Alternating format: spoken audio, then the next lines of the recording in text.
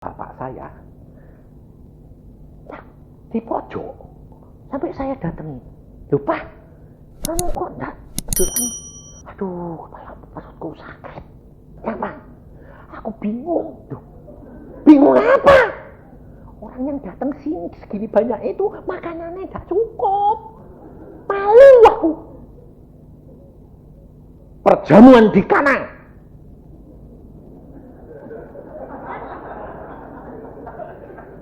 Kalau kamu takut, berarti kamu tidak percaya. Tidak bakal kekurangan. Percaya. Sebab Tuhan sudah berkata, aku tidak akan permalukan kamu. Tuhan ngomong gitu. Ya, buktiin. Saudara tahu, bapak saya sampai geleng-geleng. Dia bilang, kalau tidak ngalami, tidak percaya. Yang borong makanan itu orang bukan Kristen.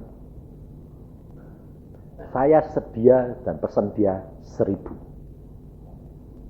Orang yang borong bilang gini, selama saya borong makanan belum pernah saya ngalami model kayak gini. Kenapa, Bu? Saya sedia 1000. Piringnya yang saya cuci itu 1500. Anehnya makanannya kok udah habis. Apa ya, orangnya tidak suka makan semua. Dia gak bisa ngerti. Kalau perjamuan di Kana itu gak bisa ngerti. Malah dia bilang, apa masakku keliru. Dia malah merasa rugi. Lara kurang ajar. Sudah tak bayar 1000 kok. Ini dimakan 1500. Saya bilang, itu bukan karena ibu salah. Allahku yang menyediakan segala-galanya. Dia bilang apa? Saya percaya. Sebab pegawaiku semua bingung. Ini tadi sudah tak ambil segini, kok segini terus? Kok tidak kurang-kurang? Tak keluar ke. Loh kok ya ini yang ngejokin siapa? Saudara, dan tidak kekurangan. Makanya saya tidak khawatir. Makanya ini nanti bulan Juli saya ngawinin 2 anak laki-laki saya sekaligus. Saya tidak mau 1000. Saya bilang, siap yang 3000. Saya bilang, repot. Jadi tak siapin yang untuk 3000 orang. Ruangannya pun 4000 orang masuk. Buat parkir mobilnya 3000 boleh masuk. Saya bilang, sampai saudara-saudara Surabaya, lah hotelnya tak book ke hotel. Hotel tak book gitu, satu hotel tak book semua. Sebabnya apa? Saya tahu Allahku maha kuasa dan maha kaya. Saudara tidak perlu takut dan khawatir menghadapi segala perkara. Kenapa? Allah itu luar biasa. Ini pengalaman langsung. Istri saya, dia berkata, kira-kira orangnya berapa ya? 3000. Saya bilang, oke. Diam-diam dia minta duit sama Tuhan. Tuhan, dia 3000, aku minta 30 juta. Saya tidak tahu saudara, tidak ngomong sama saya.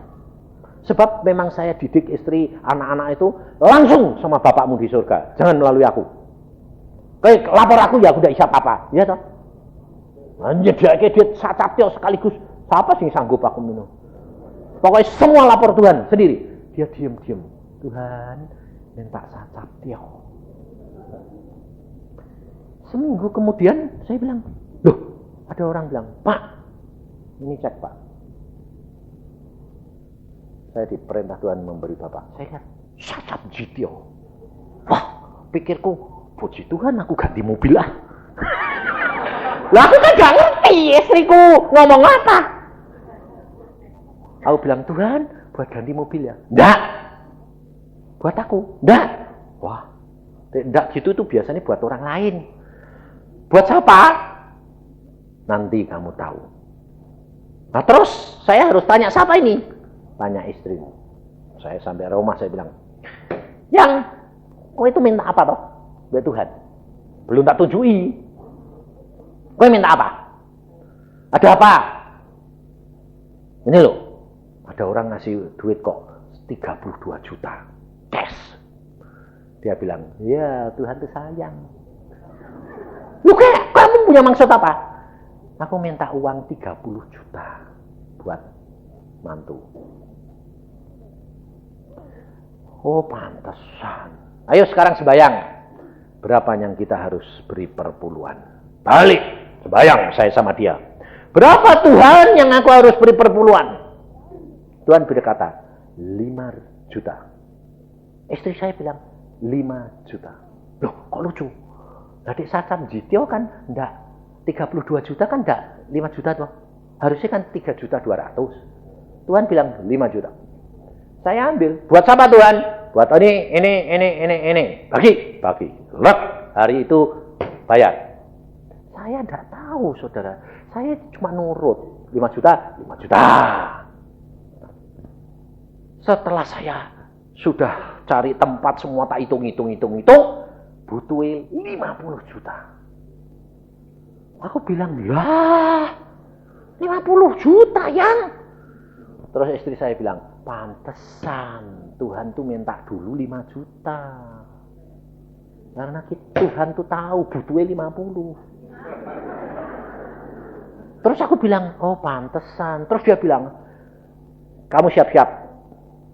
Pasti nutup. Belum seminggu,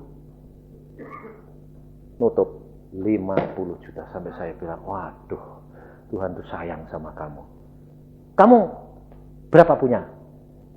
55 juta.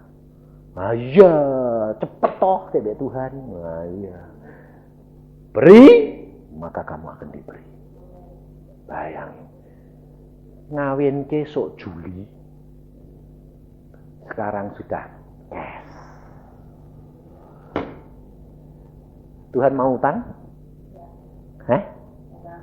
Enggak. Kamu mau ngutangi Tuhan? Mau? Tapi jangan punya pikiran, tak kasih supaya dapetnya balik 10 hari. Punya pikiran gitu, macet. Wong Tuhan itu tidak bisa dibawa kali. Saudara tahu, hidup kekristenan itu penurutan, bukan perhitungan. Lihat apa yang terjadi. Tuhan Yesus pada waktu dia lihat anggurnya kurang, Maria ibunya berkata, mereka kekurangan anggur. Saudara kalau sebagai seorang ibu berkata sama anaknya minta tolong, lalu anakmu ngomong gini, kau mau apa ibu? Waktuku belum tiba. Tersinggung enggak? Belajar seperti Maria. Maria itu rendah hati, saudara. Yesus berkata begitu, dia tidak bantah. Dia tidak menolak. Dia tidak sakit hati. Dia langsung berkata kepada pelayan-pelayan, apa saja yang diperintahkan, turuti. Dan Yesus membutuhkan orang yang mau menurut. Maka pada waktu itu Tuhan Yesus berkata apa? Coba kita lihat di dalam ayat yang ke-6. Di situ ada 6 tempayan yang disediakan untuk pembasuhan menurut adat orang Yahudi. Masing-masing isinya 2-3 buyung. Yesus berkata kepada pelayan-pelayan itu, isilah tempayan-tempayan itu penuh dengan air. Perhatikan saudara. Kalau Tuhan Yesus menyuruh pelayan-pelayan ini saja sudah merupakan satu hal yang aneh. Sebab pesta sudah dimulai, sudah di tengah-tengah jalan pesta, berarti orang sudah tidak ada yang datang lagi. Jadi air untuk tempayan itu untuk pembasuh kaki diperlukan lagi enggak? Tidak ada gunanya. Tapi Tuhan Yesus berkata, isi tempayan-tempayan itu dengan air penuh. Itu tempayan-tempayan itu tempat cuci kaki, saudara. Sedang orang tamu-tamu sudah masuk semua, sudah dibasuh. Tapi Tuhan Yesus berkata, isi. Mereka nurut. Coba kalau yang disuruh itu orang pinter, isi. Dia bilang apa? Buat apa? Wong tamu ini sudah selesai. Betul enggak? Makanya jangan keminter. Kerap kali kalau Tuhan bilang gini, masa Tuhan? Harusnya gini. Nah, itu makanya gak lihat mujizat. Tuhan mau nurut. Pelayan-pelayan ini diisi penuh. Setelah penuh, coba bayangin saudara. Lalu kata Yesus kepada mereka, sekarang cedoklah dan bawalah kepada pemimpin pesta. Bayangin saudara. Kira-kira kalau saudara ini saudara datang ke rumah saya ngambil tidak usah dari tempayan itu, dari kamar mandi. Kamar mandi lumayan dibandingkan itu toh. Itu kayak ember WC. Iya toh? Saya dari kamar mandi, saya bilang, tolong ambil gelas. Saya ambil gitu. Kasih ke. Ayo, saya tanya, mau enggak? Mau enggak? Enggak mau dah. Enggak lihat mujizat. Sebab kamu pakai ini. Wah, tak logis Tuhan. Ini Tuhan Yesus mengatakan, cedok. Bawa kepada pemimpin pesta. Berarti bosnya. Bayangin, pembantu ini suruh bawa air cucian kaki. Taruh di cawan. Bawa ke bos, suruh minum. Saya sampai gini, Tuhan, tak bayangke, aku kalau itu yang aku mbok suruh, gemeter Tuhan, tahu persis air cucian kaki, bawa, suruh minum, nggak nurut ini salah, kesana siap dipecat, ya toh. Bayangin, ndak dedek ini. Pak, paling mesti ngomongnya gini. Saya disuruh menyampaikan ini, Pak. Lebih-lebih kalau itu diterima, diminum. Dia kan melotot. Pelayannya aja suruh, cedok minum. Mau ndak? Ndak mau. Mari, Pak. Waktu ini mau diminum.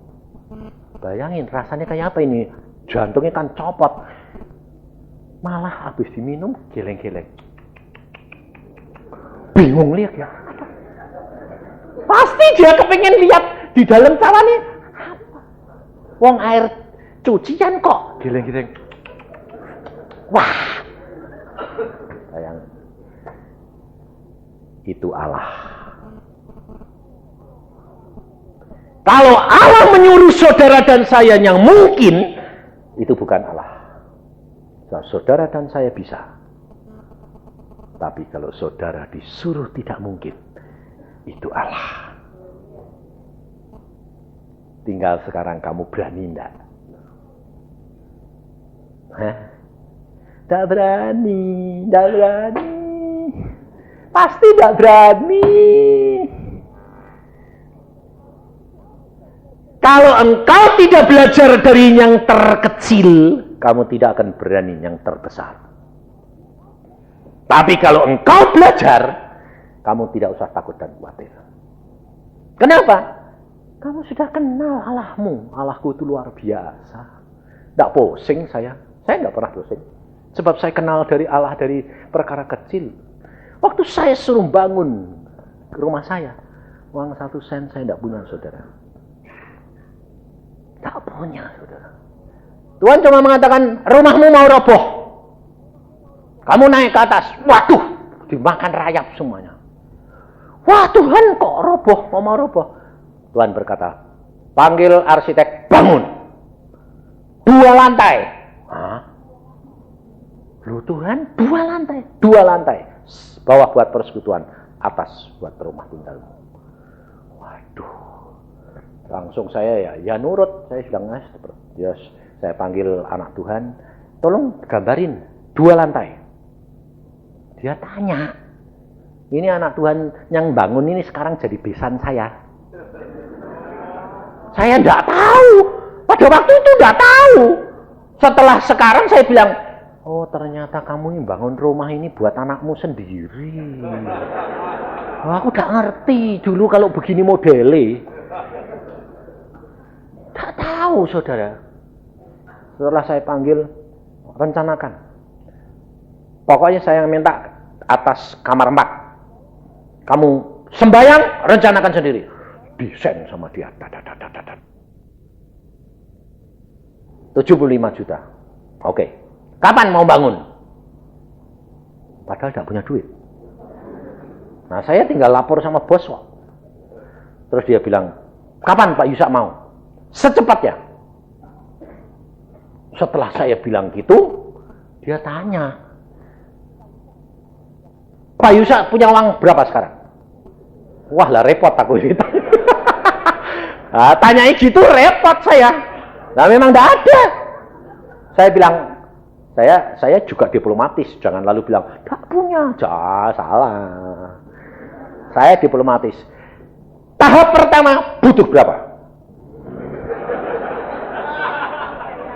Loh betul toh? Loh lapornya sama bapak kan langkah demi langkah. Saya bilang, tahap pertama butuh berapa?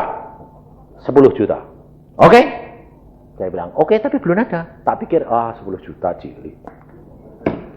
Saya bilang, kapan mulai? Minggu depan. Oke, saya sembahyang. Tuhan, minggu depan mulai.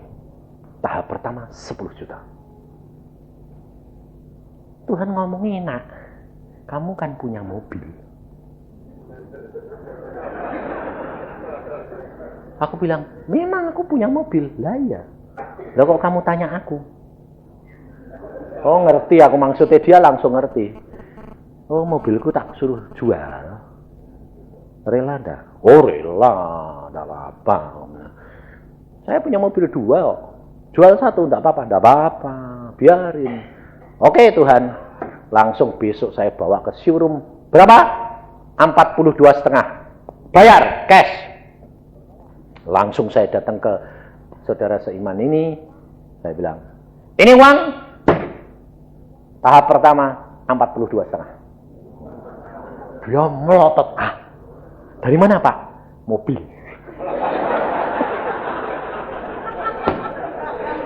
Lalu dia bilang, loh Pak, kok mobilnya dijual? Lah bosnya disuruh jual loh. Ya wes toh jual. Jalan.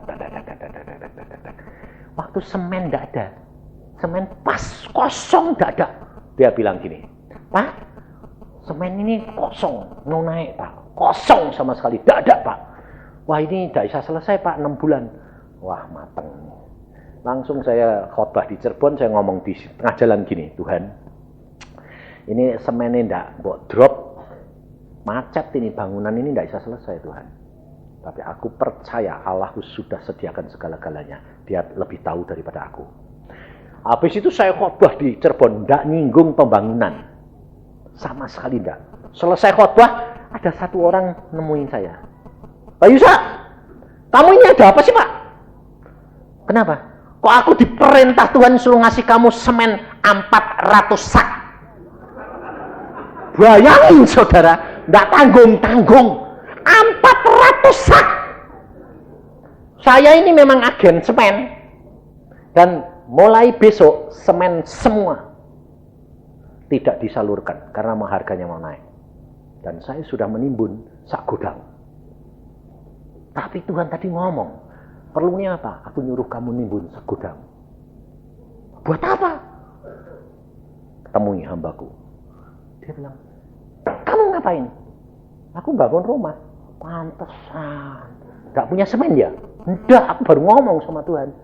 Besok saya antar 400 sak. Bayang. Waktu truk datang, pemborong saudara seiman ini. Waduh. Semennya siapa? Pak Yusak. Wah. Di belakang saya ada gereja Isa Al-Masih. Bangun gereja. Macet. Macet. Waktu lihat semen saya 400 sak, pendetanya datang. Dia bilang, Pak, kok punya semen banyak? Saya mesem. Kamu butuh toh? ambil 40 sak buat perpuluhan buat kamu. Langsung saudara, wah dia bilang, untung ya Pak saya datang, nggak usah datang tak kasih iya. Wong bapakku yang nyuruh kok. Wah Tuhan luar biasa, aku tahu kamu datang sini itu kan cuma tanya-tanya toh. Ya tanya kalau boleh pinjem gitu toh. Salah aku bilang itu, nggak usah pinjem, ambil 40 sak. Wah dia bilang puji Tuhan. Saudara tahu, Allah tidak pernah terlambat. Rumah sudah jadi, 6 bulan selesai. Tuhan, saya masuk, Tuhan bilang, aku senang kowe nurut. Oke, terima kasih Tuhan. Terima kasih Tuhan. Agustus selesai, September, Oktober, November, Tuhan bilang apa? Aku ganti kamu mobil baru karena kamu sudah rela berikan. Oh kasih mobil lagi? Wah ini rumah sudah jadi, mau kasih mobil? Ya, cuma beda 2 hari. 2 hari istri saya ngomong, yang hari Kamis kamu dikasih mobil baru. Itu hari Selasa dia ngomong. Saya bilang, Kamis hari ini mobil apa? Mazda baru, Capella. Berapa duit itu? Wah iya, bagi siapa yang ngasih? Tidak tahu, Tuhan yang ngatur. Pagi-pagi ada orang bilang, saya mau ngambil koran biasanya dibawa pembantu ke sana, lupa. Lalu, mana Bi korannya? Maaf Pak, lupa. Saya mau biasa merintah, bawa koran naik. Saya itu saya ngomong, kenapa enggak kamu ambil sendiri? Ini roh bicara. Oh ya, enggak usah ambil, aku yang turun. Saya turun ke bawah, saya ambil. Saya mau naik ke atas lagi. Ngomong, mengapa tidak baca di bawah saja? Tuhan kok aneh-aneh sih Tuhan? Ya tapi nurutlah. Baca di bawah. Baru 5 menit ada bel. 6:30. Saya ngelongok. Anak Tuhan yang tidak pernah ngasih saya serupiah saja tidak pernah. Karena saya yang di bawah, bibinya semua di atas, saya di bawah buka pintu. Saya buka ihek, masih gemboan, saya bilang, tumben kamu ngapain pagi-pagi ke sini, saya bilang. Kalau kamu tidak ada perlu, lo tidak mungkin ke sini. Saya bilang, dia malah gini. Luar biasa. Aku bilang, ada apa kok luar biasa? Pagi-pagi kok kamu bisa di bawah? Aku tadi itu mengambil koran, mau naik ke atas, Tuhan bilang, kenapa tidak baca di bawah saja? Aku ya menurut saja. Saya itu dari rumah minta bukti. Sebab semalam Tuhan ngomong terus. Ambil uangmu 30 juta cash. Kasih hambaku Yusak. Buat ganti mobil. Bayangin. Aku tidak percaya. Sampai saya bilang, oke Tuhan, aku minta tanda. Kalau aku datang 6:30 pagi-pagi, Yusak biasanya kan tidurnya di atas. Kalau dia pribadi yang buka, ini jatah dia. Kalau tidak, bukan daripadamu. Jadi waktu saya bukai, dia bilang, luar biasa. Ini ada orang apa ini? Ada portir kok gajinya 30 juta. Saya buka, dia bilang langsung gini saudara. Ganti mobil hari ini. Saya lihat berapa? 30 juta. Saya bilang, waduh luar biasa. Coba kalau saya tadi tidak biasa nurut, 30 juta ini bersayap enggak? Lalu kamu bilang, aduh Tuhan ampun, ulangi. Tidak ada. Ulangan itu tidak ada, balik lagi gitu, tidak ada. Waktu saya terima, saya berdoa, Tuhan ini ya. Kita berdoa, pergi ke ini, beli. Jadi pakai mobil baru. Saudara tahu, hidup dengan Allah hanya satu, penurutan. Perkara yang terkecil lakukan, maka kamu akan melihat perkara besar bersama dengan. Tidak usah takut, tidak usah khawatir. Allahmu tahu segala-galanya yang engkau dan saya perlukan. Tidak ada yang mustahil bagi dia. Makanya seperti yang saya katakan, ada om yang umurnya 69 tahun, sakit jantung, jalan 10 langkah, jantungnya. Anaknya om ini dokternya bilang gini, Pak, jangan capek-capek, papa itu nanti shock, langsung dead. Sebab tekanan darahmu ini sudah tak ukur 230, bawahnya 120. Tidak apa-apa. Dia datang kepada hamba Tuhan, dia bilang, Pak, sembahyang buat saya, Pak. Bukan saya loh ini. Pak, datang sembahyang. Kenapa om? Jantung saya ini, Pak. Mau sembuh om? Mau. Apa saja om? Ya. Percaya Yesus om? Ya. Sungguh? Ya. Berani mati? Ya. Ini ada tangga om, naik turun 6 kali. Bayangin. Kira-kira sinting enggak? Itu kalau saudara yang sakit, berani enggak kamu? Hah? Enggak berani dah. Makanya enggak lihat mujizat. Om ini bilang gini, aku jalan 10 langkah, jantungku dok dok dok dok dok. Ini mbok suruh naik terapi itu 6 kali. Nanti aku agak 1 kali mati loh. Terus dia bilang, nek mati kan untung tau om masuk surga. Katanya mau sembuh. Om itu langsung bilang gini, oke, aku nek mati kamu yang ngurus. Naik, masa bodoh, mati dia sing ngurus. Ser, sampai atas, dia pikir, loh kok kuat ya? Turun, naik lagi, loh kok kuat ya? 3 kali, setelah 3 kali dia bilang, sudah kuat 3 kali. 6 kali. Naik lagi. 6 kali sehat sempurna. Luar biasa. Bayangin saudara. Pulang diperiksa anaknya. Tekanan darahnya normal. Dokternya bilang, Papa, pergi hamba Tuhan itu disuruh apa? Diobati apa? Naik turun tangga dalam nama Yesus. Wah, untung Pak aku tadi tidak nganter ke kamu. Coba aku nganter ke kamu, Papa tidak sembuh. Apa sih tak larang kok, betul tidak? Karena dia pintar. Dan dia tahu kalau itu naik turun mati. Tapi bagi Allah tidak ada yang mustahil. Om ini nemuin saya bilang, memang Yusa, bagi Tuhan itu tidak ada yang mustahil ya. Kalau tidak ngalami sendiri itu tidak percaya. Ngalami om? Ya, khotbahmu semua tak alami. Betul itu. Baru bertobat loh saudara orang ini. Dia sudah ngalami semua. Saudara puluhan tahun. Kamu tidak ngalami. Karena apa? Tidak berani bayar harganya. Saudara, kalau engkau berani bayar harganya, engkau akan melihat kemuliaan Allah. Jangan terpengaruh oleh apa yang kamu lihat, kamu dengar. Biarpun itu air kotor. Kalau Yesus berkata, minum. Itu obat kuat. Betul tak? Iya, kamu takut tak?